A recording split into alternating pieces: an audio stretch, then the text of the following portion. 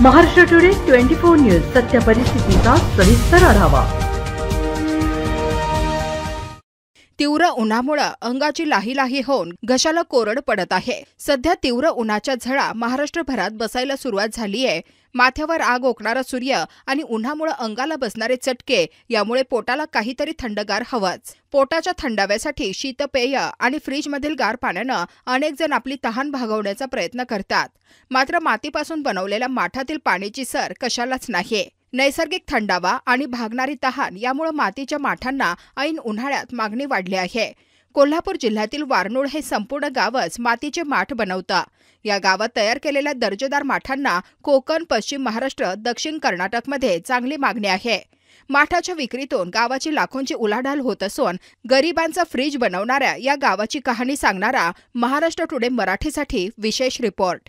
कोल्हापूरच्या पन्हाळा तालुक्यात असणाऱ्या वारनूळ गावात अंदाजे 80 घरं, 1500 लोकसंख्या असलेल्या या गावात 80% कुंभार समाज राहतो। या गावाला 100हून अधिक वर्षांची कुंभार काम करण्याची परंपरा आहे। गावातील 50 ते 55 पेक्षा अधिक कुटुंब पिढ्यानपिढ्या मातीपासून माठ बनवण्याचा व्यवसाय करतात।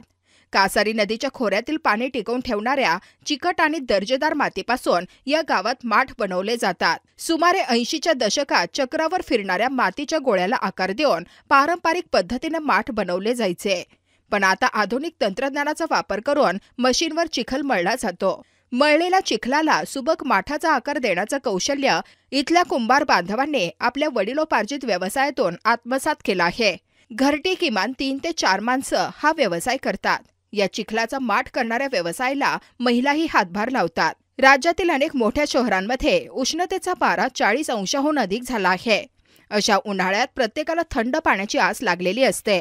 फ्रीजमधून मिळणारं थंडगार पाणी आणि शीतपेय यामुळे अनेकांची तहान भागत नाही, उलट आजारी पडण्याचं प्रमाण वाढलं आहे। म्हणूनच मातीपासून बनवलेल्या माठांना यावर्षी सुद्धा चांगली मागणी आहे। व्यवसायासाठी मातीला रॉयल्टी द्यावी लागत असल्यामुळे व्यवसायात अडचणी निर्माण झाल्या आहेत। ओबीसी महामंडळाकडून कुंभार समाजाला सुविधा मिळतात, पण या व्यवसायाला म्हणावे तसे मार्केट मिळत नसल्यामुळे म्हणावा तसा फायदा होत नाही, असं सागर कुंभार या व्यावसायिकांना सांगितलं आहे। वारनूळ गावातील गावकऱ्यांची जेमतेम शेती आहे। मातीची मडकी थंड पाण्यासाठी माठ बनवणे हाच या गावातील प्रमुख व्यवसाय। त्यामुळे दिवसभरातील प्रापंचिक कामं आटपून गावातील महिलाही या व्यवसायात मोठ्या प्रमाणात हातभार लावतात। व्यवसायासाठी जंगम मालमत्ता नसल्यामुळे बँकाही कर्ज नाकारतात। त्यामुळे महामंडळाकडूनच अर्थसहाय्य मिळालं तर हा व्यवसाय मोठ्या प्रमाणात वाढू शकतो, अशी माहिती स्थानिक कुंभार यांनी दिली। तर वारनूळ गावात बनणाऱ्या माठांना पश्चिम महाराष्ट्रासह कोकणातील चिपळूण, दापोली, राजापूर इथं आणि दक्षिण कोकणातील विजापूर, बेळगाव, हुबळी या शहरात मोठी मागणी आहे। मोठे व्यापारी इथल्या कारागिरांकडून हे माठ खरेदी करतात। या होणाऱ्या विक्रीतून प्रत्येक कुटुंबाचा किमान 1.5 ते 2 लाखांपर्यंत व्यवसाय होतो। उन्हाळ्यात प्रत्येकजण थंडगार पाण्यासाठी हापापलेला असतो।